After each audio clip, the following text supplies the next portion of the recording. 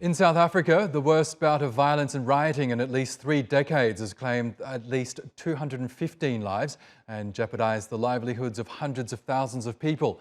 The government estimates the economy has lost nearly $3.5 billion. The state's resources are already stretched thin as South Africa is in recession and struggling to contain the spread of the highly contagious Delta variant of the coronavirus. Mobin Nasir reports.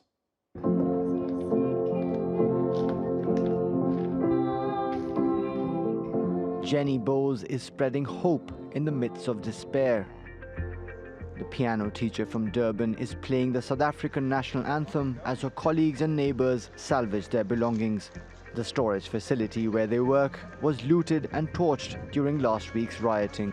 At one point, I just knew that I wanted to sing Nkosi Sikeleli. I sang it in faith. I sang it not just for me and our personal situation, but I sang it for the people in this facility, for the people of this province, for the people of this nation.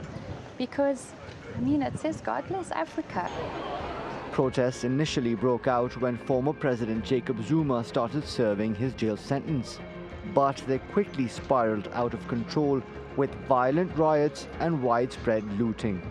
Hundreds of people were killed, and supermarkets, clothing stores and banks were ransacked or vandalized. The government deployed more than 25,000 troops, but it was South Africans themselves who joined forces to help end the chaos.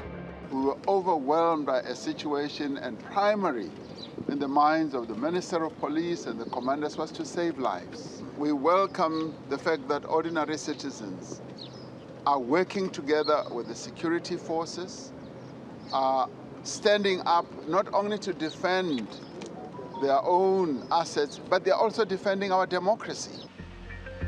Although the violence, the worst in post-apartheid South Africa, has subsided, it's left a trail of devastation in its wake. This warehouse on the outskirts of Durban is among 19 industrial units burned to the ground in the city. According to the South African Property Owners Association, 200 shopping malls in the KwaZulu-Natal and Gauteng provinces have also been extensively damaged. The organization says more than 40,000 businesses nationwide have been affected. At least 150,000 informal traders have lost their livelihoods, and the total economic loss is estimated at $3.4 billion. The government says those who had hoped to benefit from the disorder will be brought to justice, and those who suffered losses will be compensated. Many people will have lost their jobs, as the shops have been and the malls have been trashed, but we are going to rebuild. I'm more determined than ever that our rebuilding process will in the end be a lot. Thank you very much. But with so much to rebuild at a time when the country is already battling high levels of poverty and unemployment, not to mention a deadly pandemic, South Africans will have to come together and work past their political differences. Mobin Nasir, TRT World.